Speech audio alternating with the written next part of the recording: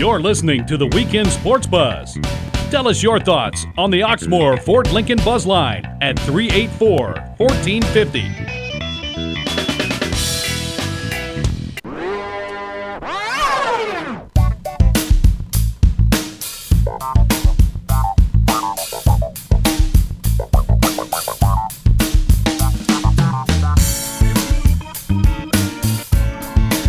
Good morning, Louisville. Welcome in to the Weekend Sports Buzz. Myself, Tyler Boyd, my man Mark Blankenbaker on the other side of the phone line. Mark, are you there? Looks like Mark's he's down at the Louisville game. He could be having some service issue. He's on the phone line. We'll get him in here in a minute anyways. I think he's on the line. Mark, are you there? Matt, he is not there. I don't know. I guess we'll get him online anyways. Again, I'm Tyler Boyd, KentuckySports.co. My man Mark Blankenbaker, CardsandCats.com, right here on 1450 The Sports Buzz, 9 to 11 a.m. It's going to be a fun show today, jam-packed, a lot of good stuff to talk about. Obviously, there's plenty of basketball going on right now with Louisville. Has another late-night game for the championship game, Battle for Atlantis against the Dukies, and of course Kentucky's had a game, 2 games in 4 days. It's that time of year. It's feast week, Thanksgiving. It was a good day. Mark, I'm pretty sure he's there. How you doing, my man? I'm doing fantastic, Tyler. It's cold here at Papa John's Cardinal Stadium. Are you inside today at least? Yes, I walked inside. I was thinking about doing the first part of the show in my car, and then I said, you know what, I'm just going to walk in and get warm. And it's a pretty empty green lot right now, as you might imagine, it being just 9 o'clock and 30 degrees outside. So yeah, it looks like a lot of Card fans are gonna wait to arrive within the last hour for the game today, which, you know, how can you blame them? Yeah. But it's crystal clear out here. You're going to get some sun, so that may help. Yeah, everybody likes to make fun of Louisville fans and showing up right at kickoff, but I'm not blaming any of you all today. It is cold out there, like Mark said. It's a bright, sunny day, so that should help it out. The game is at noon right here at Papa John's. We're going to talk about that in just a few minutes, coming off their bye week. Should be a good football segment. Like I was saying, basketball, we're going to talk about that. We have our man Dave Spelker. He's going to be in the second hour today, 10:20 a.m., talk to him about the high school football playoffs. There was some craziness last night in the Trinity-Scott County game, PRP and Eastern game. It was just a fun playoff atmosphere. My man Kelly Patrick from the Sunday right here, my co-host, he's going to call in as well at the 10 o'clock hour. We're just going to talk some Louisville with him, and who knows who else may call in. There may be some surprises. But, Mark, Louisville football, you're back this week, coming off your bye week. Again, 12 o'clock kickoff against the UConn Huskies. Louisville should just come out and handle them pretty easily, right? Well, you never know. I mean, it feels like forever since they played, because, they played up in Syracuse and then lost, and then they had a bye. And, it just feels like we haven't seen this team in quite a while. So, yeah, UConn on paper, Louisville should handle them, but UConn has a surprisingly good defense. So, it's going to all come down to ball control. Who handles, the colder weather? Louisville they've played in a lot of rain. They haven't played in a lot of cold, so it'll be interesting to see, who can handle it. I'm really interested to see how they stop the passing game today. UConn's quarterback is Chandler Whitmer. He has a real tendency to throw the interception. Louisville hasn't really produced a whole lot of interceptions this year. So, to me, that's the key to the game. Oh, yeah, for sure. UConn is not the UConn from 3 years, 4 years ago. They are definitely down. It is senior day. Louisville has lost, surprisingly, their last 4 senior days, Mark. That's kind of odd to me that they're, 4 in a row. Well, you got to, 4 senior days in a row. Last year was of course the Call of Duty game with Pittsburgh, and then the year before that, I believe it was the South Florida game where Charlie Strong went for it on 4th and 1 and came up short, and that ended up being the difference in the game. And then of course you had 2 years of Steve Craigthorpe, who just couldn't tie his shoes together. Those are beautiful years. So yeah, those are the dark ages of Cardinal football. So I'm actually doing the show right next to UConn coach's box, so I better be careful what I say. No, maybe you should grab one of them, and we'll talk to him if he walks by. But yeah, it's senior day. I'm looking up and down. You have a great piece on carsandcats.com. Your preview of the game. Everybody get on there and check it out. Andrell Smith, Will Stein, Adrian Bichelle, Mario Benavides, Alex Cupper, Daniel Brown, Nate Nord, Scott Radcliffe, Nick Heiser, and DeMarcus Top, Bo Eggers, Chris. A lot of top, not just seniors, but these guys are key contributors to the Cardinals. So, I mean, this is not only a big game for them, the fans, we appreciate them, what they've done, especially they came up in those dark ages, but this is a lot of talent leaving after this season. There's some good talent, but one of the interesting things is that of these guys that we're going to honor before the game for Senior Day, only 4 of them will have started and finished their careers on scholarship for UL. Several of these guys have walked on. In fact, Alex Cupper's up for, I don't even know, the Holbert. Yeah, the Holbert. I was going to bring that up. Something like that. I believe it's the Holbert. Yeah, something like along those lines. It's the first time I'd ever heard of this award, but it's an award that goes out to the most outstanding player who began his career as a walk-on, which, when the odds are really stacked against you, and you always hear about guys in the NFL who started out as a walk-on. Gary Brackett's the most notable example for the long-time Indianapolis Colt, walked on at Rutgers and ended up starting in the NFL for Super Bowl team. There's a lot of really like that, but Gary Brackett would be the most visible one. So it's going to be an emotional day for these guys because most of these guys came to Louisville when it wasn't really a popular choice to do that. It was before. It was after Petrino, before Charlie Strong. Things weren't going all that great. And really, this group here is a big reason why, we're back in a BCS discussion today. Yeah, for sure. But, I mean, when you do look at these seniors, though, there isn't, like you said, the starters, but there's some talented seniors showing what Cragthorpe did bring in for Louisville. I mean, Alex Cupper, he's a walk-on. I actually know the Cupper family. I'm friends with his older brother. There's just a great family. He's a great kid, and just to see him come from a walk-on to where he is today, it's awesome. And of course, Daniel Brown, Benavides, you're starting center, one of your best players throughout the whole country in his position. Bichelle, obviously, everybody knows. Andrell Smith, I don't have to explain how good they are. It shows that Cragthorpe really did bring in some good guys. He just, the system and what he was doing wasn't working. Well, he may have done that, but he also didn't bring in enough. Oh yeah, not enough. You look at a class, we've got 4 scholarship players that are starting to finish. Today, that's not enough. You should really be the Senior Day program should be about 20 players long every single year, and the fact that Steve Cragthorpe recruited only 4 offensive linemen in 3 years, actually landed them on campus. Is really one of the reasons why he's not here. And the program that today, we love these guys, but there should be about double or maybe even triple the amount of players, that to honor today, like Kentucky had against, Stanford the other day. Kentucky wasn't all that great, but they had a huge senior class. Mm-hmm. So, and that's what's typical to college football. So, I really hope the fans get out here and honor the guys who stuck around, came here. It wasn't a popular decision.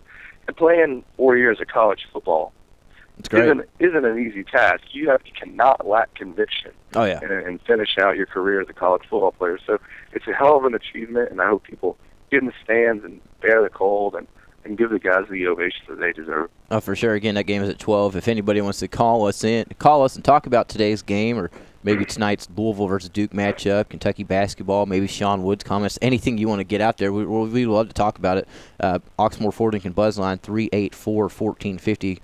You can also shoot us a text. Lotus Gunworks text line 414-1450. We'd love to get your all thoughts, so we'll read those right underneath the air. Last year, Mark, obviously Louisville, they started out pretty handily, giving it to them 28-10. But UConn made it a game towards the end. Louisville did win, by 2 touchdowns. But do you expect it to be one of those games where Louisville takes control? They may slowly let off, getting in. They're up and then they come back in it, or is this going to be a pure Louisville type of game? Considering they did just have a whole week to prepare.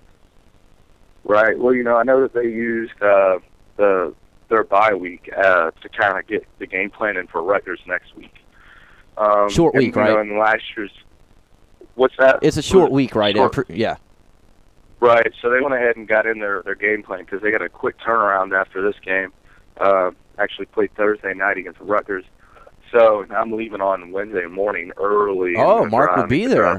You'll be there. Yeah. So it's going to be a huge game, but provided they're able to beat Connecticut today, which Connecticut's defense is, they can make this game interesting if they control the ball and Whitmer doesn't throw the interception and maybe Louisville doesn't return the opening kickoff for a touchdown.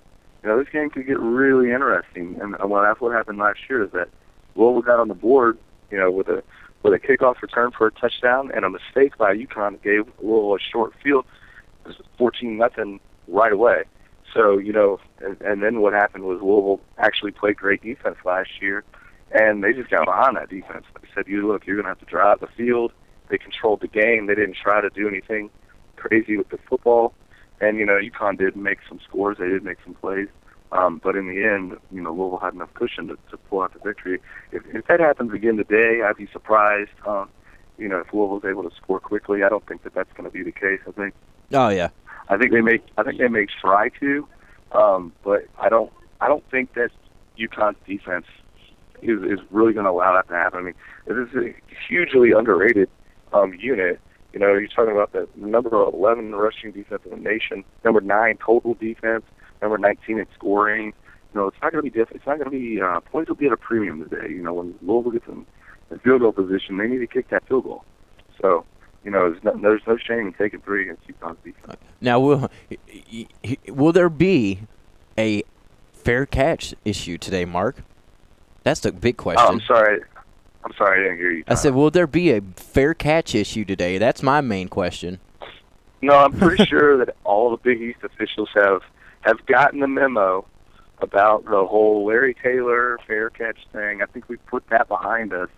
But there was a really interesting. There was some kick-catch interference not called yesterday, and some in the Temple Syracuse game, and it made a big difference in that ball game. So, I like to say that that's kind of behind us, but these officials, you never know what they're going to do. Now, one thing you said during, that you kind of sparked my interest was that Louisville, obviously this is the bye week. You had 2 weeks to look at this game, and they implemented the Rutgers game plan as well. Some does that kind of, put any kind of worry into you that maybe they would look over this game, considering they have already taken a look at Rutgers, knowing that Rutgers game is such a big game? No, I don't think that's gonna be, because if they don't win today, then that game means nothing. So they took 3 days last week, Tuesday, Wednesday, Thursday, and did do some game plan for Rutgers just because it was a short week. And then when Sunday rolled around, they got back on normal game week for UConn. So this whole week they've been doing UConn, and then tomorrow they'll get back on the Rutgers train, but they'll already have a lot of it accomplished, a lot of the game plan implemented. So it'll just be more of a brush up, rehab, and then finish. And then, the main thing is getting out of this game healthy.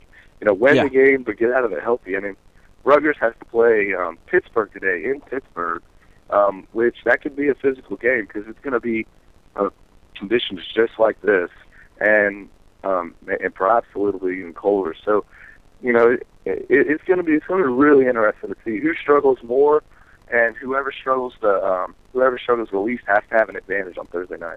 Yeah, for sure. Again, 384-1450. Give myself or Mark a call. We'll talk to you all about these games. We're going to take a quick break. We'll come back, and, of course, we're going to continue on some Louisville. Kentucky has their final game against rival Tennessee today, which is also Joker Phillips, officially his last game as the Kentucky head coach. We're going to talk a little bit of coaching search. We'll be right back here on 1450, The Sports Buzz.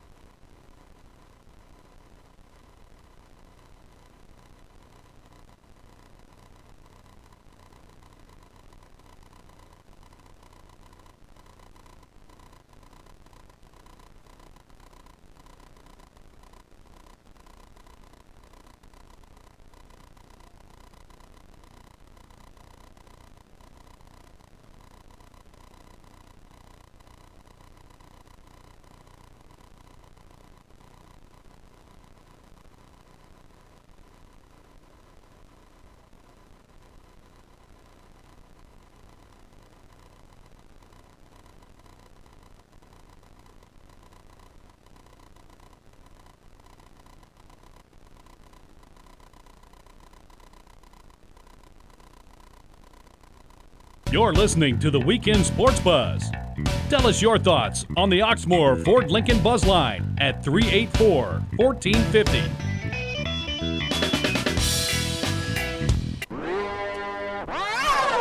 The watcher, the knight, hop into a men's warthog, do a ghost, run forward into battle, shouting out, Axios! We're back here at the Weekend Sports Buzz. Is that Rihanna? Who is that, Matt? I have no clue. Me neither.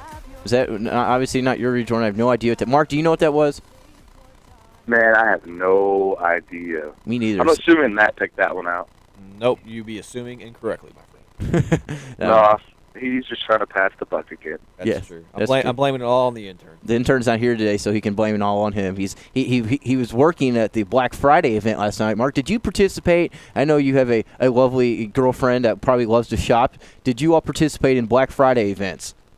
We did not. We live in St. Matthews, so Black Friday is like the worst day in the world. So we just kind of hunker down and watch Netflix all day. That sounds awesome. That's basically what I did. I played Black Ops because, I live not far from you and right down in the same area. And yeah, exactly. It's the second worst day of the entire year of shopping around that road, Shoville Road. That's just a no-go for me. Anyways, 384-1450. Before we do get into a little bit of Kentucky football here, Mark, there are some scores. There are some games being played today, but there were games already. LSU in a tough one against Arkansas, 20-13. Nebraska beat Iowa. There's some upsets though. TCU beat Texas. I don't know if that's an upset because Texas is Texas. Arizona State beat Arizona, and Washington State. Mike Leach, who a lot of people may want at UK, beat Washington 31-28 last night. It was a little entertaining, odd Friday and Thursday night of football. Absolutely. I think that TCU beating Texas is an upset. TCU is not ranked. Texas, was ranked, but I think it was by default. They just kept moving up because they weren't playing anyone and winning. So that was one of those things where everybody knew that they were really overvalued. It was just a matter of time before they took the fall. But I felt like it. I watched the LSU Arkansas game. I felt like Arkansas blew every single opportunity that they had to win the game or at least tie it. And so it was very frustrating. The other frustrating game was Nebraska-Iowa. It was probably the worst game to watch in the history of the football. I'm pretty sure, football was set back 3 or 4 years yesterday. That game. Goodness, I actually did not participate in any of those snaps. I like to stay far away from those type of teams. Good. You did yourself a service. I'm smart that because it was absolutely awful. And if Nebraska is the number 14 team in the country, I'm the Easter Bunny because that was awful. You love that. You love saying that one. Same thing with my, obviously my Bill Cowher, little article you like me saying if you're East Bunny for that one. Other games today, huge ones. We'll leave the big one for the last. But Georgia Tech, Georgia, little rivalry game there in state. Number 3, Georgia. I'm expecting them to handle them. Of course, we talked Louisville, UConn. A big rivalry game, and just north of us, Mark. Michigan versus Ohio State. Ohio State not ranked, obviously, with an undefeated record. It's just odd. Who do you think's going to win that game? I actually think Michigan will win that, and the reason is because Ohio State's played a lot of really tight games this year. Indiana took them to the wire, Cal took them to the wire, UAB took them to the wire. Ohio State's been very fortunate, and they're getting a lot of love because 11-0, it's impressive. But one of the things that Ohio State does really well is they like to schedule around the myth. They don't like to play anybody out of league. They don't. They haven't played Louisville since. I don't know Cards went for a 2-point Cards conversion. fan should be talking about scheduling right now. Well, we can talk about scheduling when you try to schedule every single program in the country, and they will either schedule you and then drop you, or they won't even return the phone call. Just the way it is. Yeah, we can. So the last time Louisville played Ohio State was. Back in the 90s. I believe Herb Street was the quarterback, and Cards went for 2 for the win with like 5 seconds on the clock, and they did not convert the 2-point conversion because back then they were tied. Yeah. And they didn't want to go all the way from Louisville to Columbus and tie. They wanted to win, and Ohio State has not seen fit to put Louisville on the schedule. They also never seem fit to want to put Cincinnati on the schedule, and Cincinnati looks like they might have a good year coming. So, yeah.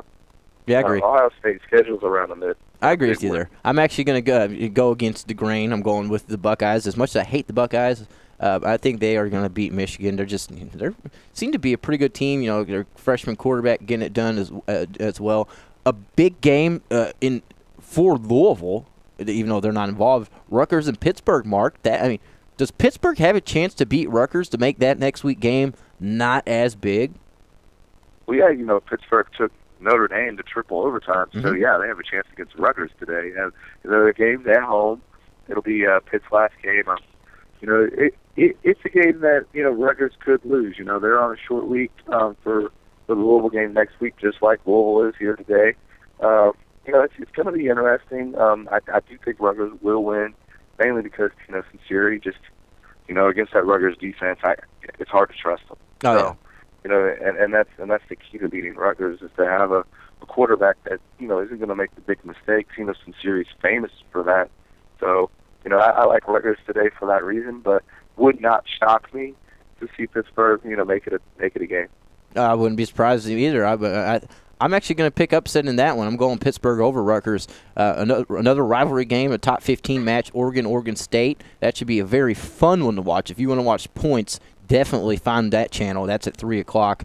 Florida State, another rivalry, another top 10 matchup. If you want to see some points, find that one. Oklahoma State, Oklahoma, Mark. It just keeps going. Alabama, Auburn, Stanford, UCLA, South Carolina, Clemson, Missouri, Texas A&M, and, of course, the big one tonight, number 1 Notre Dame and USC. Going out west, I'm going another upset. I'm going to say USC knocks off the Notre Dame to allow a possible All-SEC championship again. I'll go right along with you on that. I like to, and I don't even think, Matt Barkley's going to play. I haven't heard any, update on that. But he is not. Regardless, I don't think the Irish luck continues to run. Although I don't like to pick Lane Kiffin over Ryan Kelly and tic-tac-toe. Yes. That guy could. He could screw up oxygen. So I definitely I hate to pick USC, but there's just something about today that it's not for the Irish luck to run out. So, and it would just create a whole lot of problems for the BCS, so I'd love to see it. Oh, yeah, for sure. I'd love to see it, too. It'd give us a very interesting conversation tomorrow and the next week, a few weeks to come, especially with all this alignment talk going on right now. And I'd also like to see Notre Dame go down just for big heads like Digger Phelps, Dick Vitale, and all those other shenanigan people that, just riding and dying with their Irish. I want to see them cry. Lou Holtz, I want to see you go. I want to see you cry on TV, Lou. I really do. I'm sorry. Well, USC's actually ended in the last game of the year. Notre Dame undefeated season 6 different times. Wow. So there's a lot of precedence for that. It could be 7. 384-1450, the Oxmoor Ford Lincoln Buzz line. Give us a shout. 414-1450, the Lotus Gunworks text line. Check us out on 1450 to Sports Buzz. We got the live streaming going on, and of course the website. A lot of good information coming straight from us, KentuckySports.co and CarsandCats.com. Of course, good, great people we were involved with. I love it. John Hancock doing good stuff for us. Kelly Patrick, my co-host tomorrow. But getting into it, Mark, answer this question for me. What is happening for the first time in 26 years? Oh, first time in 26 years, Louisville's going to play Duke in basketball. Wow. I actually wasn't wanting that answer, but that is correct as well. Weird. I was actually going with Kentucky and Tennessee. I don't know if it's to the day, but, Louisville and Kentucky have played in 26 years. And what's going on in the UK-UT game? It's been 26. I mean, good answer, Mark. We got two things happening, for first time in 26 years. But I was actually going with the football talk first. Kentucky is coming into the game against Tennessee not as a loser for the first time in 26 years. I know. It's amazing, Crazy. Right? And then how great is this that no Kentucky coach has ever had a winning record against the Vols? Joker Phillips has an opportunity today to do that against the Vols in the Lame Duck Bowl. Yeah. Which is what I'm dubbing it, because, Derek Dooley is out. Is he even coaching the He is game? not. I'm not sure. They didn't even respect Dooley's 2 years, 3 years. He got the hell out. We at least allowed Joker to retain it, and he decided he would finish it out. I'm glad he did. Yeah. Joker deserved it. Derek Dooley didn't really deserve it. They don't have the history that UK and Joker Phillips have.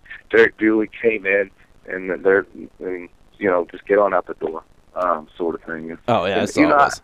My thing is, I really want to know who's going to take that job. I mean, I know that which job? It's an SEC job. Which job? And the Tennessee job or the UK job. I mean, but just thinking in terms of Tennessee, I think that they really believe that their job is better than it actually is. I mean, you get 100,000 people in the stands, but I mean, it's not what it was back in the early '90s. Oh no, not at all. And it hasn't been for a while. So, I'm interested to see who wants to take that on. So, I'm excited about the game. It is again as well a 12:21 kickoff, so just right after Louisville. A lot of good game, a lot of 12 o'clock games today, in one of the final weeks of the season. What I'm looking forward to today, Mark, is obviously I don't care if we lose. I really don't even care if we win. The season's over. The Bulls. I do want to win. Let me take it back. I want to beat Tennessee. If there's one game out of this awful season I want to win, other than Louisville, it's definitely Tennessee. It'd be very, very interesting if Joker Phillips. I guess I say it'd be very fitting if Joker Phillips did win this and go out 2-1 against Tennessee. And Mark, I think it may just happen because of the situation that's going on, him being out the door. Did you know his last game as a player for Kentucky was in Knoxville against Tennessee? Yeah, there's a lot of weird things in play in terms of what's going on in the cosmic universe. And I would love to see Joker Phillips beat Tennessee in his last game ever, and ride off in the sunset. Just throw the hat, as he goes. But I think if we're going to go with logic, I think Tennessee wins this game. And the main reason is because Tyler Bray, quarterback. Kentucky has really struggled this year because Max Smith went down. Yeah. Jalen Whitlow he's been okay. I mean, he's had his moments against Georgia and South Carolina. Patrick Coles, maybe here and there, but not really. It's been really difficult for UK to move the ball because they lost their quarterback. Tennessee has theirs, and ultimately I think that's the difference in the game. I would love it to see the Cats do the same thing. Last year Tyler Bray did play in the game, but his hand was injured and he was rendered almost useless. So he probably shouldn't have played that game to begin with. But that's another topic for another day. But, but he's healthy today. There's no excuses on their end, and I'm sure they want to set the tone for next year and go out with a win against Kentucky. Which who can blame them? But I would love to see the Cats win today. I just don't see it happening. Using logic and paper. Definitely using logic. You'd have to say probably Tennessee. I've already chosen 2 upsets, so I'm not going to choose Kentucky in this one. So, I do think Tennessee will win. And I think your point of the Tyler Bray against this Kentucky secondary is one of the main reasons. Tennessee, a lot of people probably don't know this, they're 13th in the nation, first in the toughest conference in football, the Southeastern Conference, in passing offense. 317, almost 318 yards per game. 23rd in total offense. This team definitely can get the ball down the field and put some points on the board. They're averaging 477 total yards a game, 36 points, Mark. How are you 4-7 and you're averaging almost 40 points a game? Because you don't have any defense. And one of the reasons why they're able to throw for so many yards and why they do throw for so many yards because they're trailing. In the fourth quarter a lot, and teams play soft defense because they have a 2-score lead. So, it's stats can sometimes lie. A great stat that lies, right now is a Louisville stat. That says that Louisville's passing defense is top 20. It's not top 20 if you take out the Temple game, who wasn't interested in passing, and you take out the Southern Miss game, who was starting their third-string quarterback in a typhoon. Louisville's passing defense actually goes down to 65th. Wow. So it's one of those things numbers that, do lie. Numbers can definitely lie, especially in college football when, let's face it, the largest sample size you're going to get is going to be 13. So, you one game out of the ordinary where you play in a typhoon or you play a team that doesn't want to pass or a team that only passes, and it can inflate your numbers really high on one way or the other. So, sometimes it's important to kind of look at those numbers, and then other times it's important to kind of remember what happened to get there. So yeah, it's another number. You hit it right on. I mean, the defense it sucks. I mean, 477 yards a game they're allowing. That's almost 100 more than Kentucky allows. And I mean, everybody knows Kentucky is not that good. So yeah, the turnover margins are both. There's numbers like that. Yeah. There's numbers like that there's no way to lie around. No way to lie. Allowing 477 yards of offense. I think this game will be in the 20s, and it won't be. Tennessee won't run away with it because I just don't see it happening. They're not that good of a team. Kentucky won't allow it. I hope they won't allow them to run away with it. I think it'll be a good game. I do think Tennessee will pull it out by a field goal, a touchdown when it is all said and done. I hope I am wrong. I do want Joker to go out a winner because he is a good guy. And before we get this break, Mark, will Joker be on somebody's coaching staff next season? I think he will be, and I think he'll be a receivers coach somewhere. I think if you look at what he did as an assistant position coach, for Kentucky, I think he proved that he has value. So, and for past that, I think that's where his value is. There's a lot of people. You go through a lot of hires that happen from a position coach, offensive coordinator to head coach, or coordinator, whatever.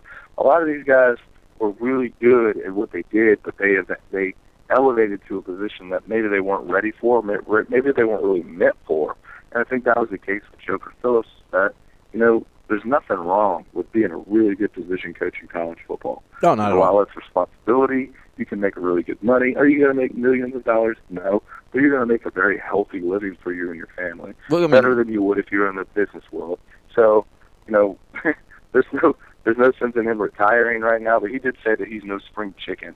So it'd be interesting to see what he does. I'm pretty sure I've heard him say that he definitely does want to get right back into it. He doesn't want to take much time off. And yeah, I mean, a lot of Cardinal fans, come down, Joker. We'll take you as a recruiter. We'll take you as a special teams coach. Because like you said, he is very valuable at something, at multiple things. He's just not, the head coach. It's another gig. It's just doesn't seem to be his touche, which his forte, which it's fine. It's not everybody's thing. Look at Kirby Smart in Alabama. He's doing fine. He just basically said, sorry, Kentucky, I'm definitely not interested. Why? Because I'm doing great things as an assistant coach, winning championships with the Roll Tide. And, I don't blame him. Joker, I hope he gets on his feet, and I hope it's somewhere good. Anyways, let's get to this break. We got a few minutes left, about 15 in the top of the hour. Mark will be getting out here and getting to that Louisville-UConn game. We'll talk a little bit more about that while he is on the line. This is the Weekend Sports Buzz. We will be right back.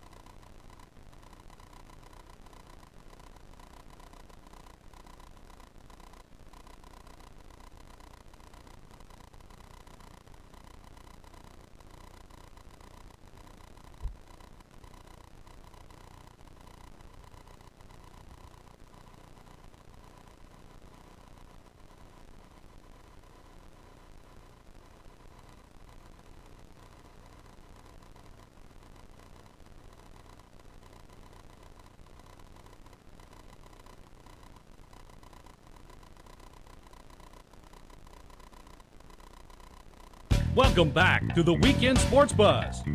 Let us know what you think. Give us a call on the Oxmoor Ford Lincoln Buzz Line at 384-1450.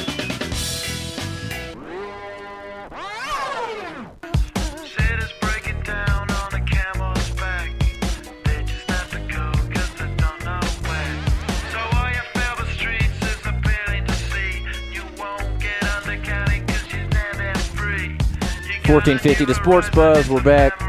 Tyler Boyd, Mark Blankenbaker, KentuckySports.co, cardsandcats.com. Get on there, check them out. We'll appreciate it.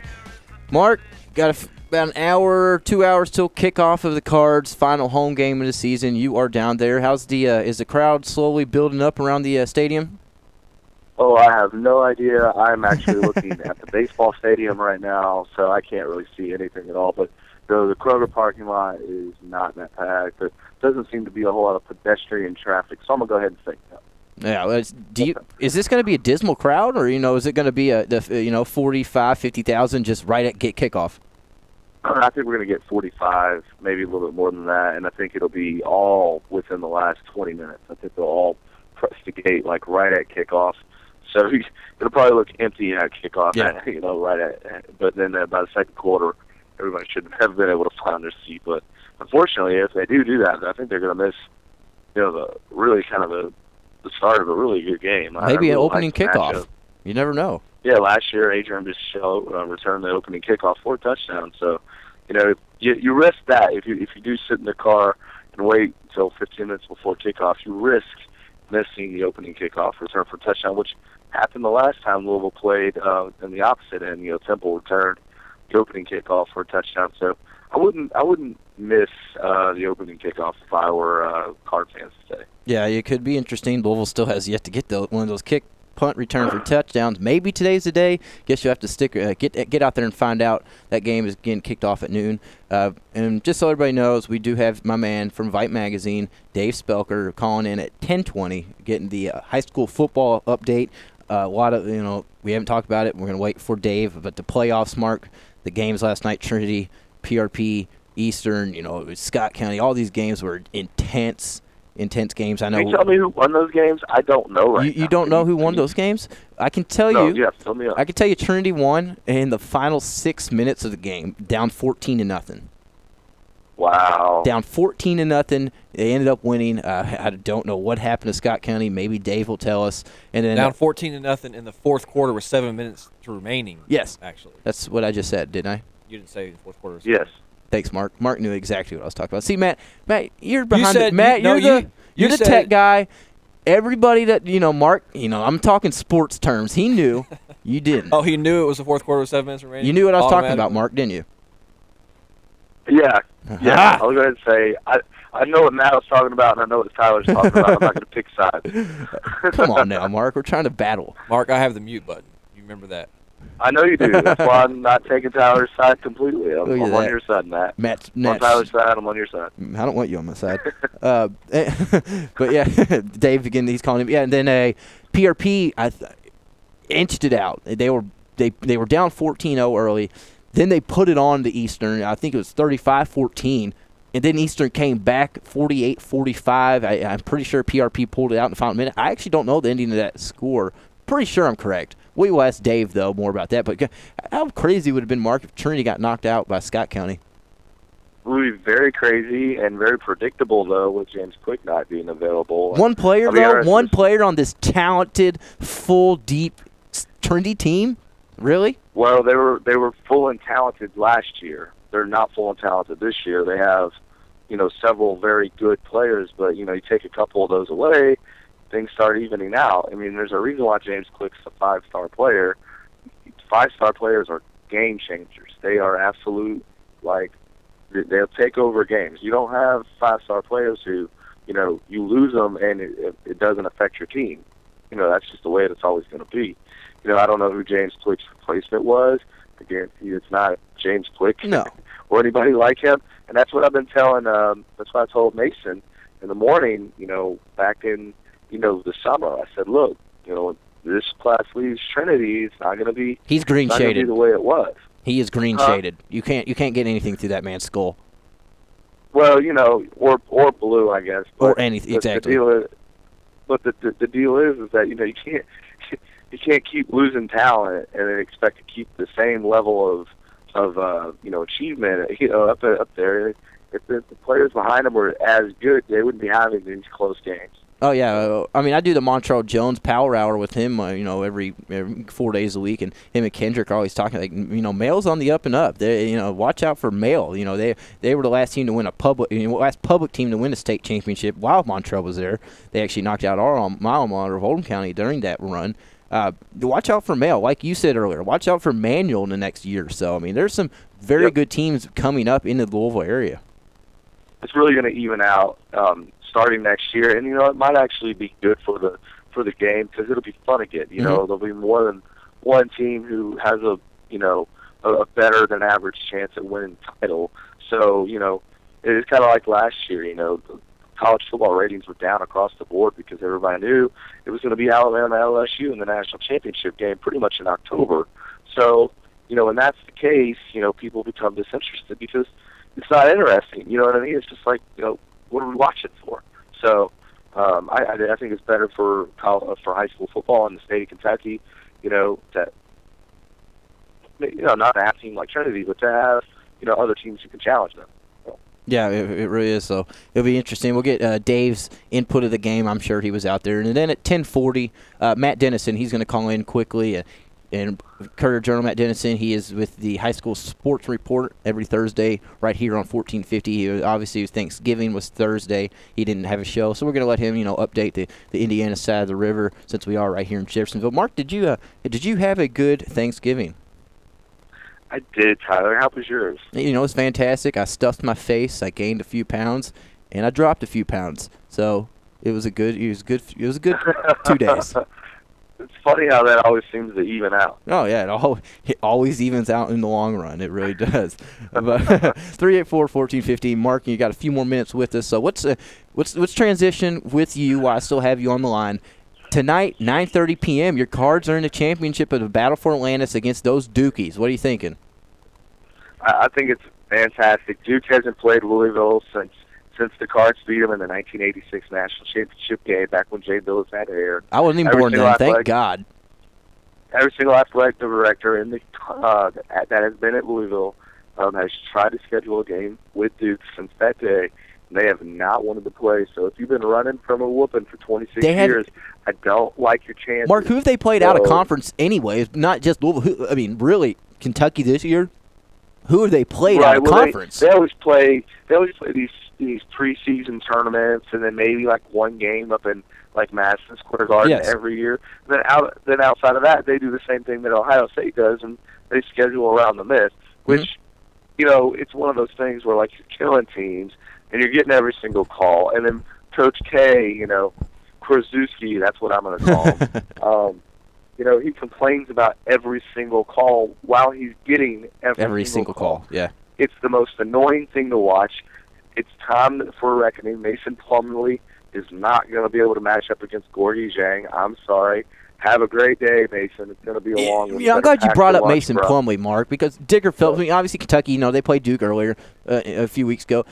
And Mason, before the game, Digger Phelps was hounding of how Mason Plumlee is so good. He said he was dead serious. He wasn't just laughing and joking around. He said Mason Plumlee was going to grab 30 rebounds against Kentucky, Mark. 30 rebounds. He had 3. How many did he get? He had 3. He had 3. Yeah, 3, exactly. He's not that good. He's just a big guy. I have to say that I think, just early returns, I think Louisville rebounds the ball better than Kentucky right now. I agree. We'll see what happens in late December, but but for Mason Plumlee to only have 3 rebounds against UK, that speaks a lot as to what's going to happen tonight.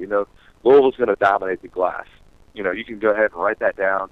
The only way I see Duke winning is if Louisville gets cold shooting, which is entirely possible because they've been cold all year. And then, you got to get, and Duke has to get hot from outside. And they have to get hot from 3 or 4 feet behind the line because there's not going to be open shots. That's the one thing that Louisville's shown all year. It's a short season so far, but you're not going to get open looks against this Louisville team. And you better protect the ball in transition because Russ Smith and Peyton Siva, I don't know if it wasn't for basketball, if basketball didn't exist, they'd be the world's greatest pickpockets. They're absolutely all over the place. It's an absolute chore to bring the ball up the floor against them. And, I know Duke's all about ball control. I don't like their chances tonight. Like I said, when you've run from a butt whooping for 26 years, I don't like your chances in that fight. It's time to get your butt whooping. I wish I could say the same, but Kentucky did lose to Duke earlier, which I expected them to lose, considering Kentucky's just not that team yet built together, much more of a talent than Duke. That's no question. Nobody will argue that. Just not the team built. Come 2-3 months, I would highly expect Kentucky to beat Duke with no questions. And that's why I have Louisville beating Duke. I've said it for the last week before the tournament started that Louisville and Duke would face in the championship, and Louisville would beat Duke. Why? They're both a well-built team. They've been together for multiple years, and the talent of Louisville is better than Duke, meaning they should win this game. Now, what if Duke comes in and beats Mark? If Duke comes out and beats Louisville tonight, Mark, it's not the end of the Cardinal season. Absolutely not. I mean, Duke's a top 5 team. That's what makes this whole battle for Atlantis thing really Numbers fun. are lying again. Well, yeah, it could be, but it's just you get a really good game early in the year that really doesn't make or break your season. And I wish more teams would do this. Me too. And I know a lot of teams are worried about getting the number of wins or whatever, but I really think it's fun. And if Louisville does lose, I think it probably would remind me most of the 2008 NCAA tournament when Louisville just came out and absolutely dominated a really good Arizona team in the Sweet 16, and then 2 days later turned around and just didn't show up against Michigan State. That sort of thing can happen tonight, which I hope doesn't, because they played great last night. They beat the number 13 team they beat the number 13 team in the nation by 23 points. And they were on cruise control while doing it. So, I'm very encouraged by that. But if they come out tonight and they're flat, I think it might be because they won by such a huge, comfortable margin, similar to what happened in the 08 tournament. So I don't think Louisville's going to come out flat at all. This is Duke. They've known Duke's been in this tournament since it was scheduled. They've been anticipating this matchup, I'm assuming, basically as all of us have, basically saying this would be the matchup. I think they will come out. What I'm interested in watching is this Seth Curry, Russ Smith back-to-back gig we're about to watch. We might see 63s jacked up tonight. It's going to be ridiculous. Yeah, it could be a lot of fun to watch, especially like you said, Seth Curry, Russ Smith. But if you're a Louisville fan, there's no better day to make your case for inclusion in the ACC with a game against UConn, who everybody says is up against each other for the one remaining spot in the ACC. We'll see if that's true.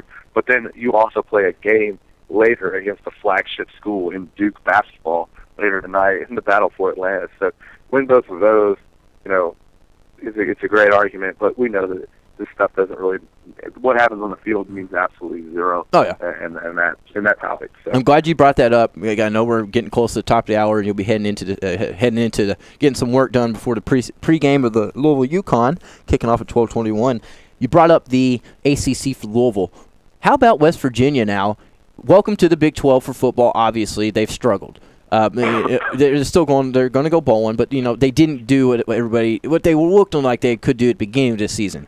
Now look at West Virginia basketball, Mark. They just got upset last night as well. Is this just get under your skin a little bit more? No. Well, I think in terms of football, I think West Virginia's defense is actually going to join the Big 12 next year.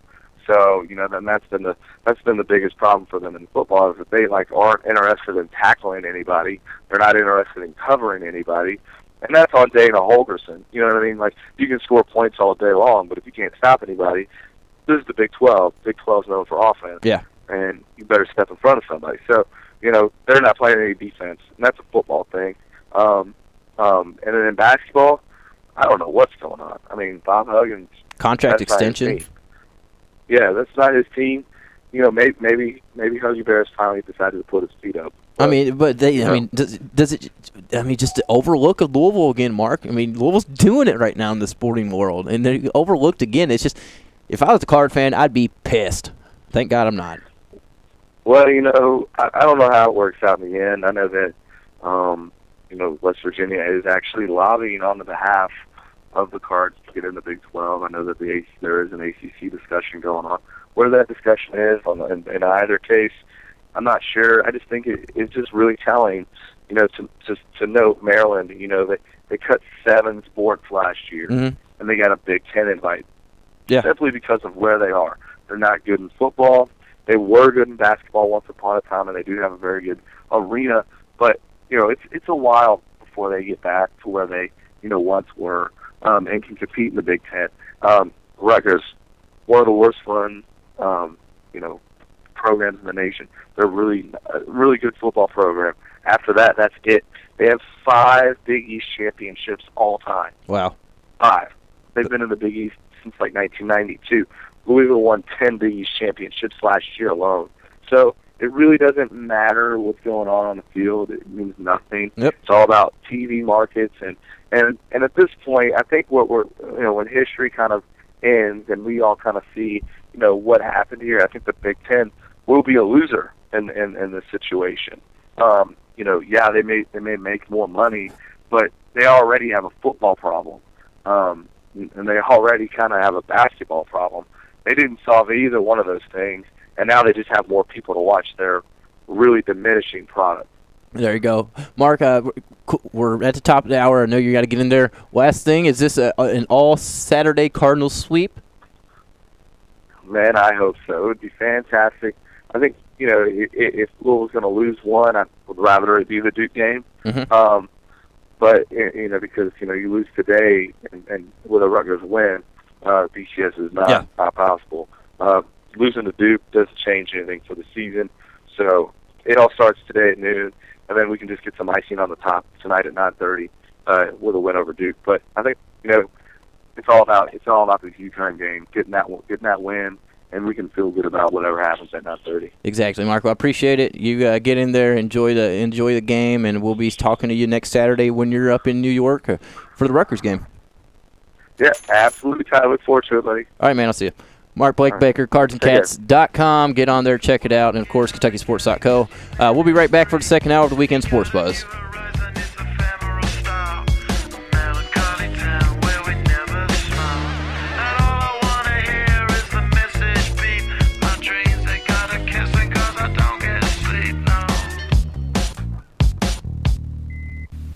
Windmill for the land, turn forever.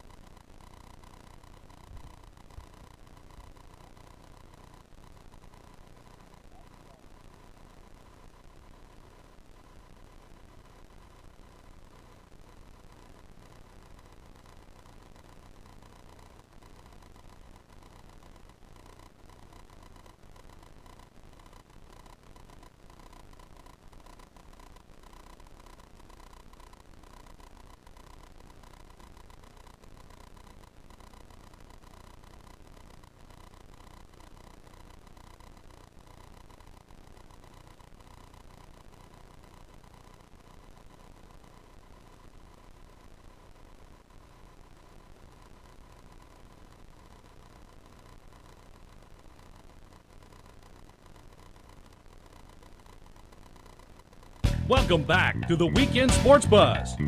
Let us know what you think. Give us a call on the Oxmoor Ford Lincoln Buzz Line at 384-1450.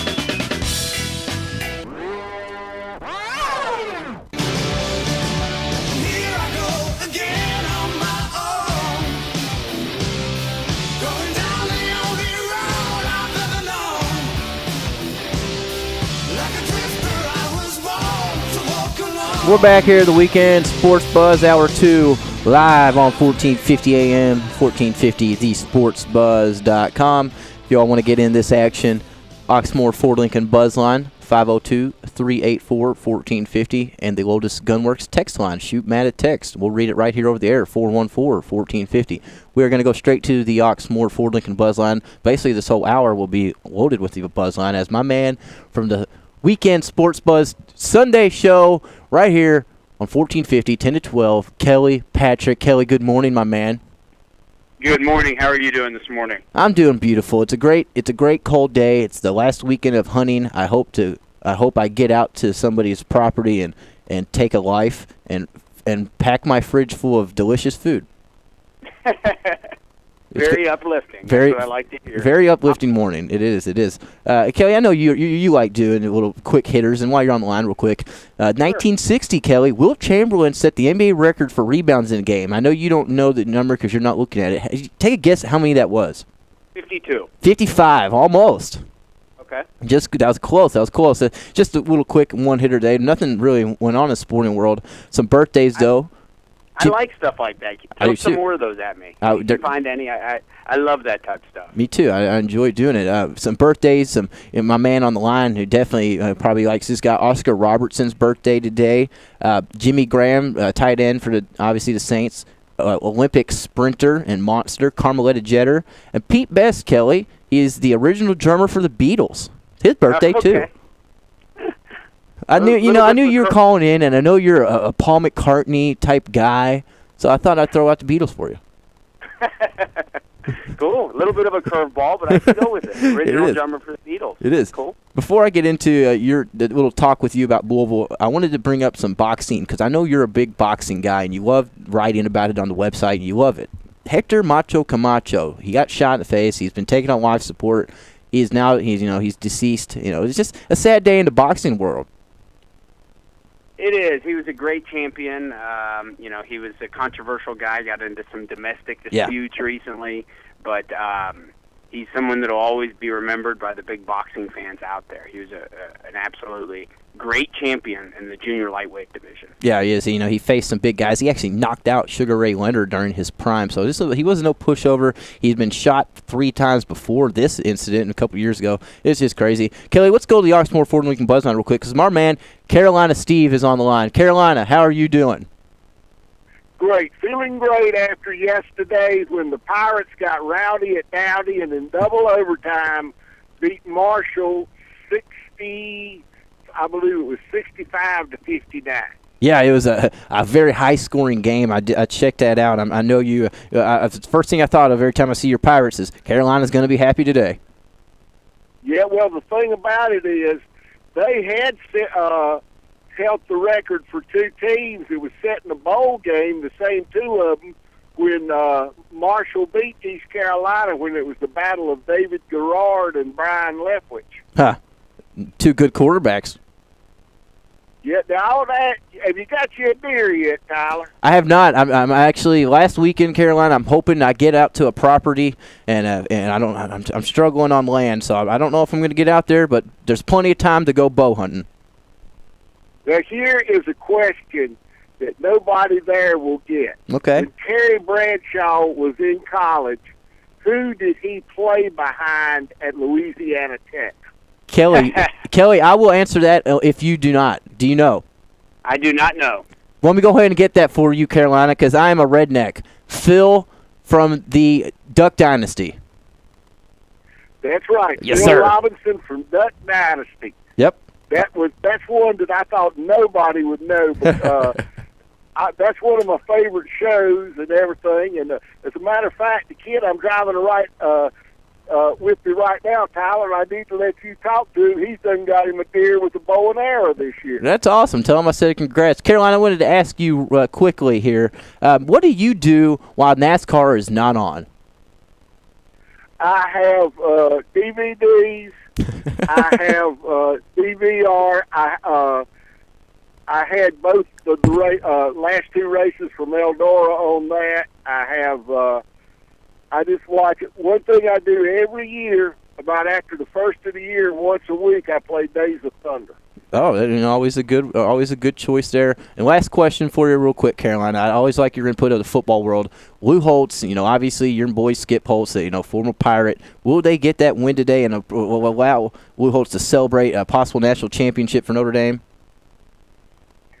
No, because Notre Dame has got to face is going to be the University of Alabama, and I still maintain that Alabama is the best football team in the nation. They just had a little hiccup because they were a little bit down after having played LSU before they played A&M, and I still say they're the best football team in the nation.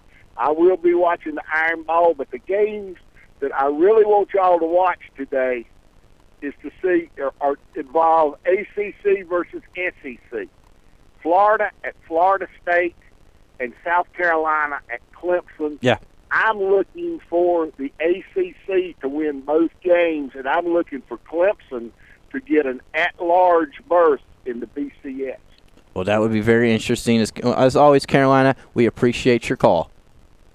Okay, y'all have a good one today, and good luck to you Cardinals. There you go, Kelly. Kelly, you still there? Yes, I am. Thank you very much, Carolina. All right, Kelly. He's excited. He makes some good points at Florida. The ACC, SEC will be very interesting. I think that those two games will be a split. But I got you on the line, Kelly, quickly here. Louisville. You have your game against UConn today. What are your thoughts? You think will Louisville handle them? Will they handle them? I know you're a little bit of a nervous fan, or do you think this is going to be a test? The more I think about it, I think it will be a test, but I think Louisville will pass. I think that Louisville will win, I'm going to guess by 10 points. I think that we'll see a much improved defense from Louisville, and I think Louisville will I don't want to get ahead of myself and win handily, but the more I think about it, the more I feel confident Louisville will handle this team pretty easily. Yeah, I think I'm on the same page as you. The bye week, I know they prepared for 2 games kind of in this bye week, but I think they're ready. They're ready to get back on the field. So, yeah, I got your cards in an easy win today. But what I wanted to talk to you about, what we both have a passion for, is the basketball. Your cards are taking on Duke tonight, Kelly. I know you're excited about that. I certainly am. After, coming off a win last night where Cards fans have to feel about as good as they – it's about as good as you can feel about a win. We're taking on, Duke. So I think that we have the potential to win that game. I think the key will be for Russ and Kevin Ware and Peyton Siva to just throw continued pressure at Curry. So, I think that's something we can do. I just hope that our shooting continues to be hot like it was last night. Specifically, Hancock. You all looked specifically Hancock. He has one positive night, and now he's back to the Lukey Luke. But yeah, you did look very good last night. I will give you that. Especially against a ranked Missouri team who has experience, number 2 seed in the tournament last season, basically almost a full team back. So yeah, big win. But I expected it to happen tonight. Versus Duke. This is the first matchup between Pitino and Coach K since 1992, the big shot with Leitner. I know Pitino, obviously he was there coaching Kentucky, but now he's in Louisville. I know he himself is probably couldn't be more ready for tonight's game. Yeah, you have to think that Pitino, being the ultimate competitor that he is, has to really get up for games like this. He probably won't admit it. He'll say it's just another game, and they're still learning. And I believe that they are at this point in the season. But I agree with you that he's got to be very excited about the opportunity to beat the arguably the greatest coach in the history of college basketball, and Coach K. I know Kentucky fans hate to hear that. I'm with you. He is. Look what he's done. His track record is proven. He's number 1, right, in all-time wins. He is winningest coach in the history of college basketball. Numbers do lie, but that number does not lie. So, yes, he is a very talented coach. He might not want to schedule people outside of maybe your automatic scheduling. We know that. That's not here or there. But just the matchup, Kelly, you were like 2-3 years old the last time that Louisville played Duke. That's a long time. Yeah, I don't remember that. It's always exciting to play a team that is going to be really well coached. They've got a lot of experience, and they just have the tradition. I like this tournament. I'm really glad, more than anything. I know this sounds cheesy or generic, but even if we lose tonight, I'm glad that we got to play this tough of competition this early in the season that will prepare us for the Big East tournament and ultimately the NCAA tournament. Yeah, for sure. It's always, if you win or lose, November-type matchup like this, like Kentucky, they played Duke and lost, I'm okay with it. Fun basketball this type of year. Kelly, I'll let you go ahead and get off here, get back to what you got to do, getting prepared for this Louisville game, and I'll be seeing you tomorrow morning. Thanks, guys. Go Cards. There you go. Kelly Patrick, KentuckySports.co, Louisville writer, and, of course, my host right here on 1450, the Weekend Sports Buzz, every Sunday from 10 to noon. Let's go right back to the Oxmoor Ford Lincoln Buzzline, Matt. Our man right here in Indiana, The Truth. Good morning to you. What's up, man? What's going on? The Cardinal fans really happy. They get ready to play Duke. They are very happy, Truth. They're number 2. They got their football team doing good things. If you're a Cardinal fan, you're happy. But then again, Truth, if you're an Indiana fan, as you are happy. You're number 1 in the nation. Well, the whole state of Indiana is excited. Notre Dame number 1 in football, and Indiana's number 1. What can we say? Notre Dame win the national championship in football, and Indiana win the national championship in basketball. That's the way it's supposed to be, right? That's the perfect scenario for Truth, isn't it? Yeah, state of Indiana. There it is. And now Kentucky plays Notre Dame Thursday, Truth. Are you excited about that? Well, yeah, Kentucky going to go down by the Fighting Irish or Notre Dame. It's going to be a good one. It's going to be a real good one. What's Indiana have this next week or so? Any good game? We got North Carolina Tuesday. We got drill ball state. That's just a warm up. Oh yeah, that's always the warm up. Well, I got to criticize Cody Zeller. Okay. I'm not been liking the way he been playing. He just been, he just like, he don't got that killer instinct like John Wooden the war. He's got to be the leader. The one I'm very proud of, him, Yogi Ferr and Jeremy Holloway, is being all that and much more. Yeah, I've watched them play. I was impressed with Hallwell when he was here in here in Louisville for the Derby Festival game. I know you were there as well. He's a talented kid, but I'm kind of on the same page with you, Truth, as for Zeller. I guess the term I like to use, he's soft. He needs to develop some strength and an attitude. I like the attitude that Nerlens Noel has. He's maybe not the talented as Zeller is today, but he's got an attitude. I think if Zeller, like you said, develops that attitude, I don't know if anybody could beat Indiana because they are really good. How about Jordan Hulls and his shooting? Oh my goodness! Did you know something? Did you know Cody Zeller beat him in the 3-pointer contest? That's crazy. Yes, he won. Cody Zeller won the 3-point contest and the ball skill in Bloomington. Wow! And that's why I can't understand why Tom Crean don't let him shoot the tray. Because a lot of people don't know when Cody Zeller was a freshman, he played point guard at his high school. I believe it. Tyler was the center. Cody was the point guard. He just growed like Anthony Davis. Exactly. He got ball skill, but I don't know why he don't turn him loose. If you look back at Patrick Patterson, you bring up that they allowed Patterson to start shooting threes, and he started hitting, and it opened up his game. I think if Zeller can hit him, why not? Yes, I think it's down the road. They're gonna need Cody Zeller to play like Cody Zeller need to be played like an All-American. I totally agree. Carolina. The Truth, we're up against this break. We got to get to it. I appreciate your call. All right, bye-bye. Truth, Carolina, appreciate it. Let's get to a break so we can get my man from Vite Magazine on, Dave Spelker. We'll be right back on the Weekend Sports Buzz.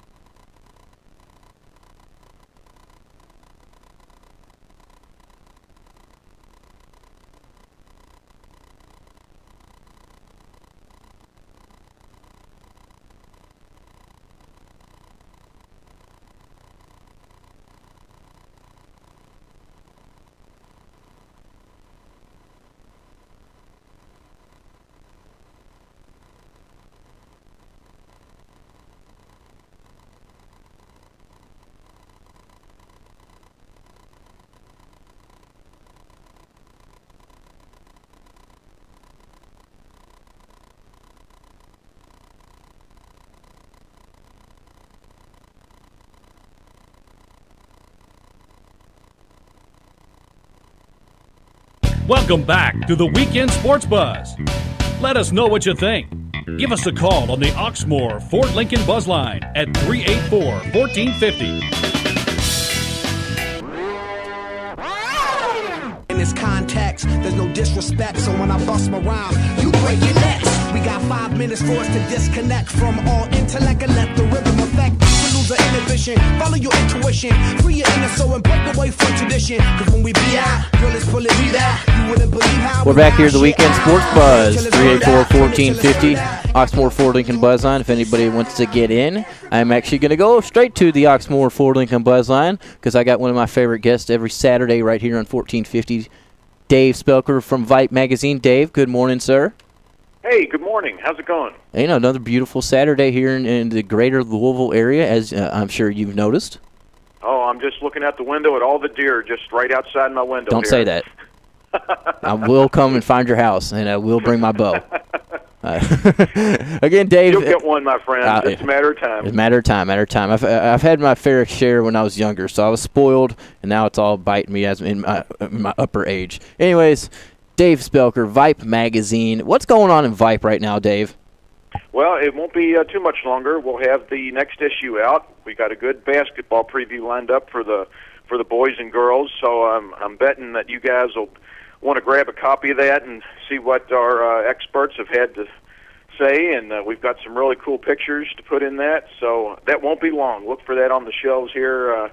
Probably in the next week, 10 days. Awesome. And, of course, Dave's not on, when he said shows, he's not on just our show. He gets on the Freaks, Mason and Myers in the morning every Tuesday. So you got to check Dave out every Tuesday, and their show is from 7 to 9 every Monday through Friday. I'm looking at the site, Dave. It's iHigh.com/Vipe Louisville for, if you wanted to get on and see what's going on in the greater Louisville area here. And yes. it's some great blogs, here. Seniors signing the national letters of intent. Obviously the cross country that went on last week or two, the national polls. It's got a lot of information on here. I do enjoy getting on the Vipe.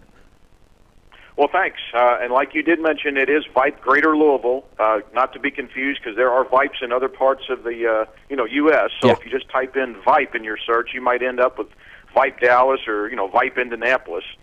So tag in the Greater Louisville there, and that'll take you right to us. Oh yeah, and of course, obviously in the Greater Louisville area, there's a lot of stuff going on. But you can pick up the Vipe magazine. If you never had a Vipe, you need to go get your hands on one now. If your student is in middle school, high school, go. They have one. All the Vipes are delivered straight to the schools. But you can get them at most public libraries throughout Louisville, Oldham County, Bullitt County, Spencer, YMCAs around the area. Of course, here at 1450, you could go to Kroger's, Dick's Sporting Goods. You name it. I mean, Vipe Magazine is basically there these days. You're all taking over Louisville, Dave. Well, thank you. And if you can't find one, call me, and I'll make sure you get one. I'll either mail it to you or deliver it to you because we appreciate our readers very much and, want to cater to them. Oh, yeah, for sure. And Dave's not kidding. You can call Dave. He never does not answer his phone. Every time I've called Dave, he's 2 rings. What's going on, Tyler? I love talking to Dave. Football last night, Dave, that's the big thing going on right now. Were you at the Trinity-Scott County game? Yes, I was. And as a matter of fact, probably well into the fourth quarter, I'm sitting there thinking what kind of things I'm going to be saying on the radio, because it did not look good at all. The planets were lining up for Scott County. James Quick was out. Dalen Dawkins had a stomach virus, and he spent more time, I think, running to the locker room than he did on the field. The Scott County defense was playing fantastic, and it just looked like it was going to be the night for the Cardinals. And then, lo and behold, in the last, 8 minutes of the game, Trinity scores 3 touchdowns to pull it out. Now, how did that happen? I was following this game on Twitter, and, I'm telling my roommates, it's 14-0 going in the fourth quarter, and I'm following it. There's a touchdown. Okay, they got one. There's another one. And then there's the last one. I mean, how did this happen? Defense. The Trinity defense just, absolutely. I think Scott County got a little conservative, and the Trinity defense just literally shut them down and, forced the punts, and then Trinity finally got on a roll. Their receivers were not on the same page as Travis Wright last night for the longest time. They finally got it together, and then everybody thought overtime when it was tied at 14-all, just because there wasn't much time left. Trinity got the ball probably with like a minute something, and it was like a 9-yard screen pass to Dawkins, and he just took off and scored with like 23 seconds left in the game. Oh yeah, it's crazy, and of course, we talked about this a little in the first hour of one player like James Quick, how much of an impact he really does put on this game. If James Quick's in there, you never know. It could have been a 14, 21-point victory for Trinity, but he's not there. You would think that, but it must have really messed with their heads, because honestly, they did not look like the team that I had seen play in other games this year. Now, a lot of that credit goes to Scott County, because defensively, they had Trinity scouted very well and played a whale of a game. There is absolutely no shame for the Scott County Cardinals tonight. I mean, they've done what not very many teams have been able to do the past few years, and that's pushed them to the limit. Yeah, it's just that last few minutes. And, of course, the other side of the game, I was wrong. I guess my Twitter updates I was following were a little off. I thought the PRP Easter game was a lot closer than it was, but PRP, they were down 14-0 to start, and then they just turned it on and blew out Eastern. Is this going to be a next week, PRP Trinity? Could this be the upset? Well, I mean, when you look at the struggling that's going on with Trinity, this week and last week, and if they don't come out with their A game, PRP is going to light up the scoreboard. I mean, they have the weapons. They are extremely fast, and they average probably 50, 52 points a game. So this could be very interesting. And if it's nice weather for the matchup down in Bowling Green a week from today, that scoreboard could look like a pinball machine. I mean, it may be lighting up all night. I'm excited. I'm ready to watch that one. Now, I totally forgot about that. The championship game is not here anymore. It's in Bowling Green. It's down at WKU. That's odd to me. I don't know why. Do you know why that was switched? No, I don't. Other than I guess teams out in the state felt like we're always having to travel to Louisville for this game, and it is kind of ironic, because now you've got two teams from Louisville that have to drive that distance. To play the championship game. So of course it happens that way. I don't know. Maybe they should do it a little 3-year thing. 1 year at Louisville, 1 year at Kentucky, 1 year at Western. Mix it up. I think that's a great idea. I would certainly vote for that. I'm going to send that in. Spread the wealth and give these young men a chance to play in some different stadiums, possibly throughout their careers. That's a great idea. Yeah, it is. Because Dave Spelker, Vite Magazine, joining us right now. The Vibe it's great stuff. I'm glad our site and you teamed up. The basketball season's coming up. No, but Dave, I know you're a football guy through in and out, but how's the Trinity basketball team? Well, we go back to the James Quick situation. As always, he is a fine basketball player, and if I don't know. Actually, Coach Beatty did mention last night that it would not surprise him if James played in the state championship. That it's a day-to-day cracked rib situation, and it's a possibility he may be dressed and in some way get to play in the state championship game. But then back to your question, certainly, don't risk any further injury. Obviously, Coach Zabo wants him ready to play basketball, and with Quick, Trinity will be a force again this year. Now, I don't think they'll be as strong as last year. And then we can save this conversation for weeks to come, but there is just a ton of talent in this area. 7th Region basketball is just awesome. So they'll be in the mix, but I would not, say they're a clear favorite at all. It's going to be a fun season. Yeah, it is. I remember last year they were good, but like you said, Ballard, Quentin Snyder. I mean, a lot of talented kids, not just in the Louisville region, but the whole entire state. And we will talk to Dave a little bit more about that in the next coming weeks, as he said. I appreciate you taking a few minutes, as always, from your Saturday. Enjoy the rest of your weekend, Dave. Well, thanks. Real quick, let me tell you, starting Monday, I am going to start posting a VIPE Top 10 boys and girls basketball on our webpage. And it's going to combine the Southern Indiana teams that we cover and the Metro Louisville teams. So love for people to take a look at that. Love for people to give me feedback and tell me who I've got right and who I've got wrong. It'll be fun. There you go. We will break down that the ranking. How about every Saturday and see how you're doing. Sounds like a plan. Thanks, man. Awesome, Dave. Good luck have a good with the deer. You too. Dave Spelker, Vite Magazine. I said you too. I don't know if Dave's a hunter. Anyways, 384-1450, the Oxmoor Ford Lincoln Buzzline. Yeah, it was crazy day in the high school sporting world with Trinity almost going down. That would have been one of the bigger upsets of the entire season, across the, the high school sporting world, not just here, but, the national scene, considering Trinity is, I believe, a top 10 team nationally, defending national champions, if you want to go by the way they, they hand out that award. 414-1450. You shoot Matt at text, the Lotus Gunworks text line. It's been a fun show so far. Coming up here in just a few minutes, we'll break, and we're going to get my man Matt Dennison on just quickly, talk to him about some the high school update of the Indiana side. I know we talked a little bit of Kentucky side just now with Dave, but we are here in Jeffersonville, the 1450 headquarters, so we got to break down the Hoosiers and get you all in this mix. But while I got a couple minutes, Kentucky, they did take on LIU Brooklyn last night, 7 o'clock. We haven't mentioned that yet. They struggled early on the defensive end. It was I believe they allowed 40 points in first 16 minutes, but from there, only 30 points in the last basically half, 25 minutes. So the defense was turned up. It was the day after Thanksgiving. I didn't expect the defense really to be there at all. It never is. But the offense here was 104-75 final score. 5 players for Kentucky in double figures. We had 2 20-point scores in Alex Poitras, 22, and Archie Goodwin, 22. Alex Poitras, he's a beast. That is now his 4th game in a row with 20 or more points.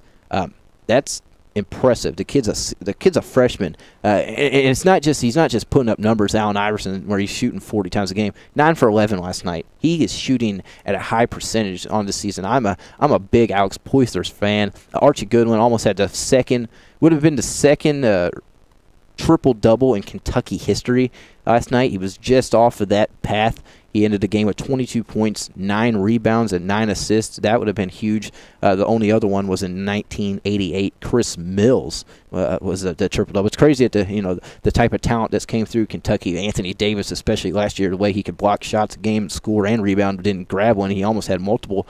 But, yeah, almost there. Maybe Archie gets one. Nerlens Noel played well. Entirely, LIU Brooklyn, preseason champions for the Northeast Conference. They're going to be a tough out if you have to play them, and you're one of those guys in their conference. I feel sorry for you because that team really is a talented, athletic team. I'm not trying to say that they're 75. I'm not trying to downplay the defense of Kentucky allowing 75, but LIU did look good. Kentucky's next game, I mentioned earlier, they will be playing Notre Dame next Thursday night. I'm excited for that game right up in South Bend. We'll get to talk about that a little bit more tomorrow.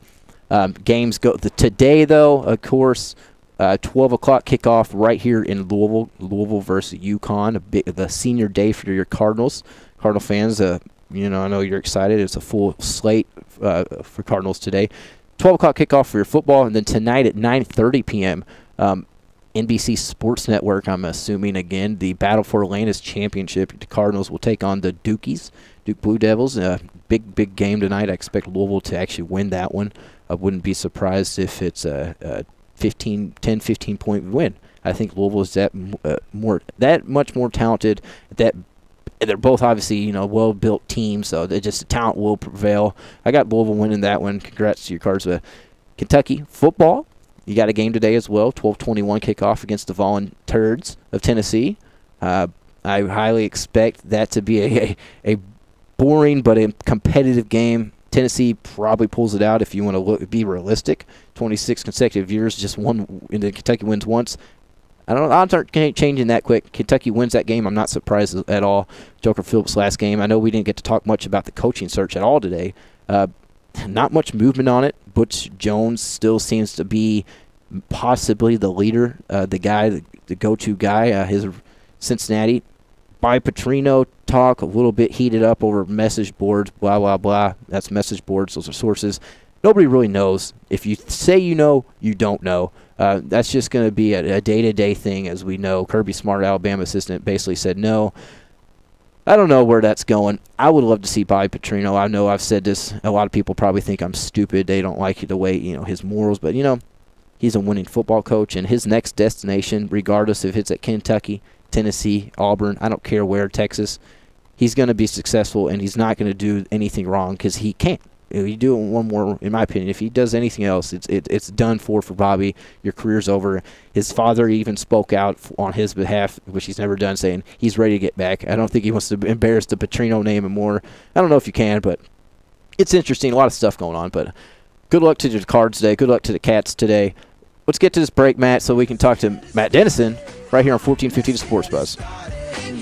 Let's get it started. Let's get it started in here. Let's get it started.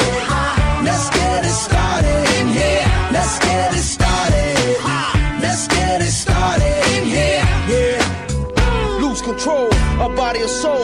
Don't move too fast, people just take it slow. Don't get ahead, just jump into it. Y'all hear about it? The P's will do it. Get started. Get stupid.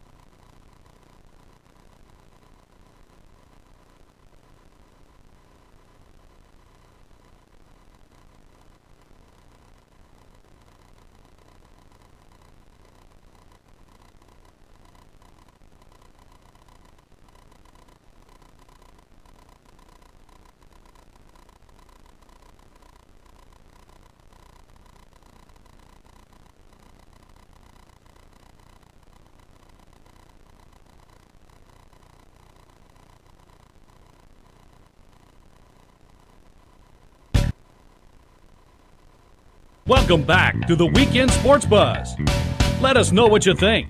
Give us a call on the Oxmoor Ford Lincoln Buzz Line at 384-1450. SC and double OP, Ego double G. I can't fake it, just break it. And when I take it, see, I specialize in making all the girls get naked.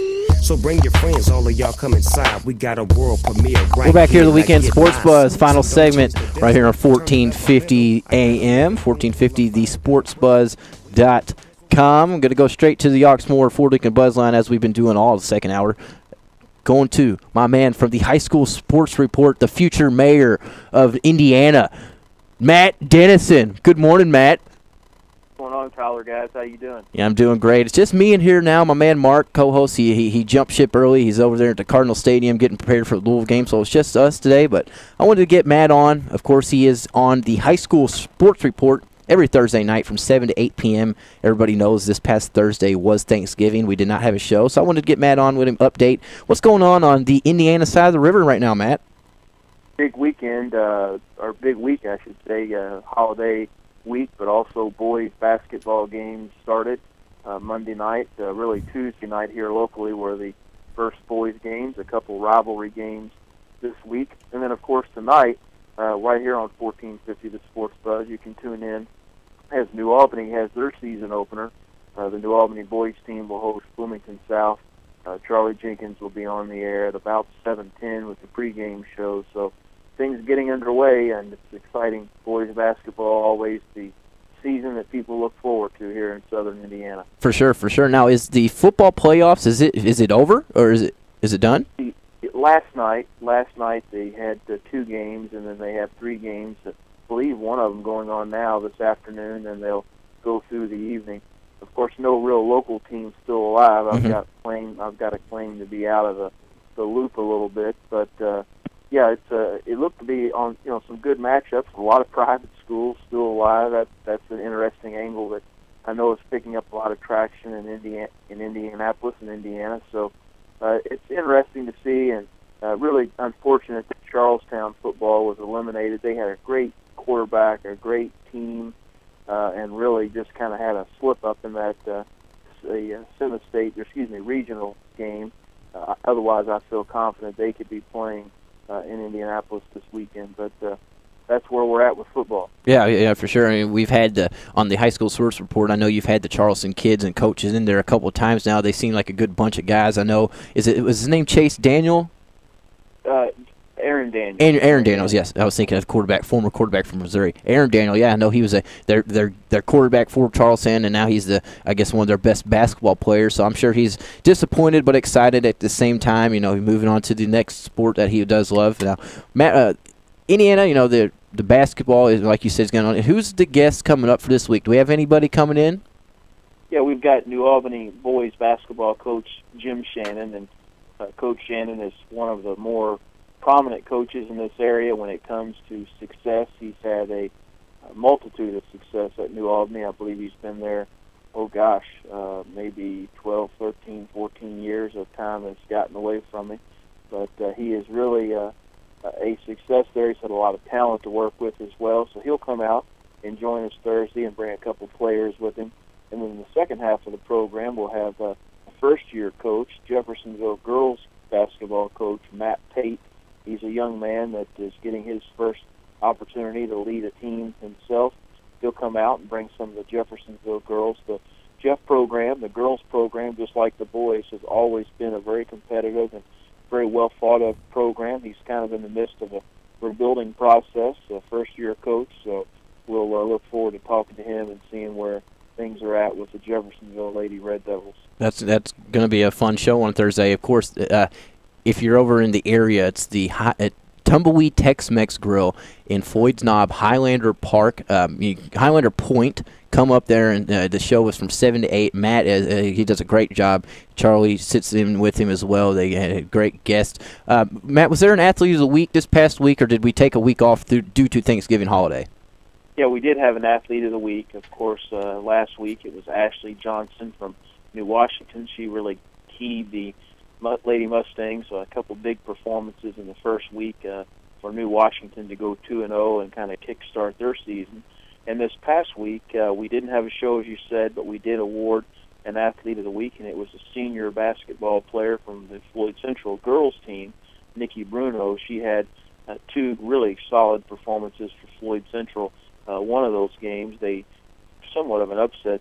She really led them in an overtime victory over Scottsburg, who has a really nice girls team this year. So Nikki Bruno, our hats off to her. She's the 1450 Sports Buzz Athlete of the Week. That's presented by Keen Screen, another great sponsor of our program, the source for custom corporate and athletic apparel. So Nikki Bruno, she's the winner this week, and we'll look forward to announcing another one on Thursday. And got, let's see, girls and boys basketball to choose from, and we've also got swimming that's going on in Indiana and wrestling. So for the 4 winter sports, or the 3 winter sports, you could say, going on, or what we'll be kind of keying in on, and always looking to give recognition to area kids in this area. It's good stuff, Matt. I wanted to get that out because I know obviously no show Thursday, and so we didn't get to announce that live on the air. So that's why we brought Matt in this morning, getting an update. I'll let you go ahead and go enjoy the rest of the weekend. Matt is on this Thursday, 7 to 8 p.m. right there at Tumbleweed Highlander Point in Floyd Nam for the high school sports report. Matt, I appreciate a few minutes. Hey, Tyler, thanks. See you guys on Thursday. All right, Matt Dennison there again. He does a very, very good job. If you have not tuned in his show, I know every day is a different type of listener, but if you haven't listened to that show and you're a fan of high school sports talk, you definitely need to listen, because I promise you, he's got a good crowd out there. It's a fun hour little event. Matt Dennison, thank you. Thanks to all the callers so far. It's been a fun show today. A lot of stuff to talk about, especially with Louisville has in 2 games. They played in the battle for Atlantis. The basketball is going on. I guess if you want to get in, you got a few more minutes. 384-1450. I do want to take a moment just to get on if you have an iPhone or Android, get on the app market and download the 2 apps right there. So the 1450 to Sports Buzz app. Yeah, it's crystal clear. You can listen to us any of the morning shows, afternoon show, any show on 1450. You can listen all day, every day. It's crystal clear from anywhere in the world. I promise you it works great. Just search 1450 to Sports Buzz. It'll pop right up and download it. It is free.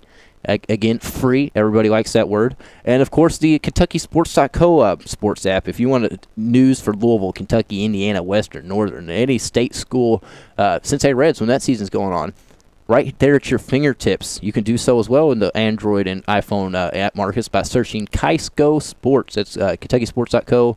Download that. It is absolutely free as well. Free. One of my favorite things in life. So get on there and download those. You will totally enjoy it. And, of course, check out the 1450 to Sports Buzz website, as there is always great information coming on there, thanks to myself, Matt, John, Kelly, the whole KentuckySports.co crew, and cardsandcats.com. And, of course, it is the 24th of Monday to 26th here. We got another little special going on with Oxmoor Ford Lincoln. Oxmoor Ford Service is taking confidence in their work to a new level with a 2-year, 24,000-mile warranty on all customer-paid service work. Now, that's assurance you can't find anywhere else. So check out, get in there, check out their new vehicles. I'm sure the 2013s or 14s or 15s, whatever they do 3 years in advance, are already coming out. Get you some tires. Just, tell them you heard it right here on 1450 Sports Buzz, the weekend Sports Buzz. Matt, you look like you have something you want to get out. Well, I was going to ask, can we talk about what you and Kelly have been talking about through Facebook message about bringing up the basketball up the court against Russ? Let's do that. It's a good topic. Quick little topic, random. Kelly Patrick, he had him on. Matt brought it up. He said last night in a Facebook status, you can find him on Facebook. Go find him. Poke him. Do what you got to do. Kelly Patrick.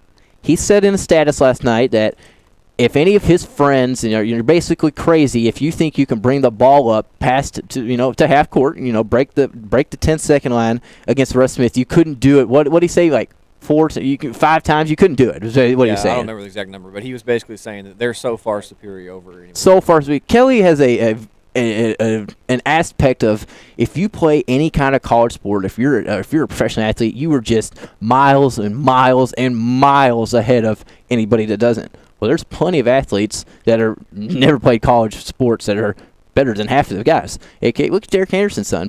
My perfect example. The kid's a stud on the basketball court. He didn't do anything. There's my perfect example. But yeah, I'm sorry, Kelly. Just because the Patrick family grew up non-athletic, not very fast, and not really athletic. I mean, as simple as that. The normal basketball player, if you played some high-intense basketball, maybe varsity basketball, and you're a decent point guard. Like, Matt, I'm going to use your brother John for an example. John would bring the ball up the court against Russ Smith 9 out of 10 times. Yeah, Russ is going to get a steal on him, maybe even 2 occasionally out of that 10.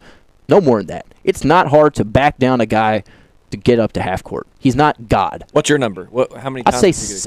I'll just to really make Kelly mad, I'd say 10 out of 10. But no, I'll say 7. I'm a pretty good ball handler. Wasn't as good as John, maybe, or his buddy Enzer, all basketball guys that we play with.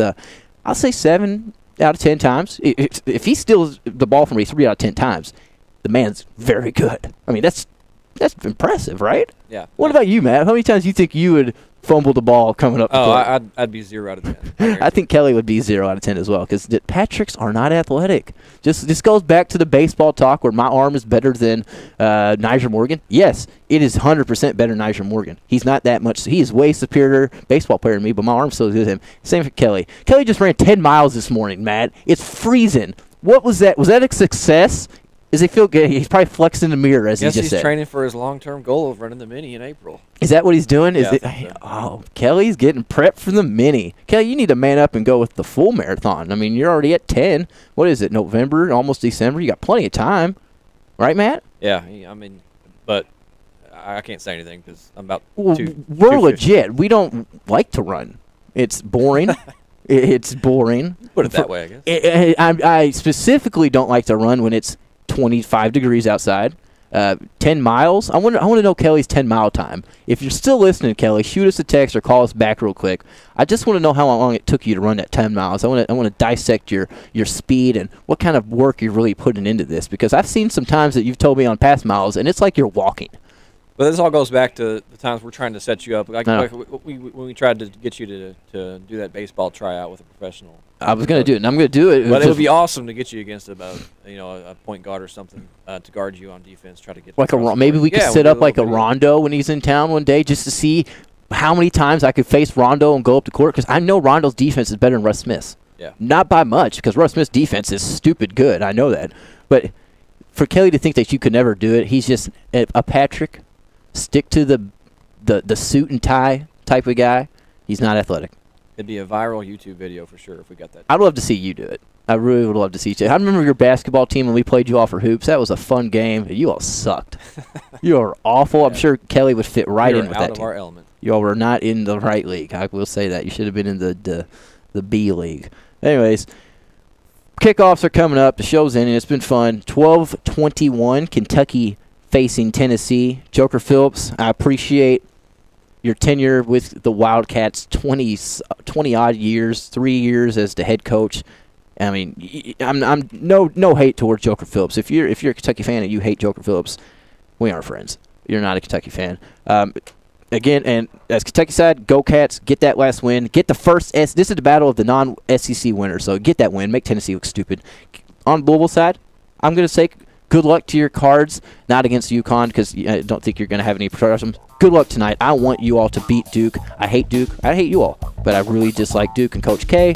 So go Cards. Tomorrow, right here on 1450 to Sports Buzz, myself and Kelly Patrick, we'll talk about his 10 miles from 10 to noon. Coming up next, Kentucky's Winner's Circle, E.J. Clark, maybe Lane Gold, I'm not for sure. It's a fun show, horse racing, so stick with it.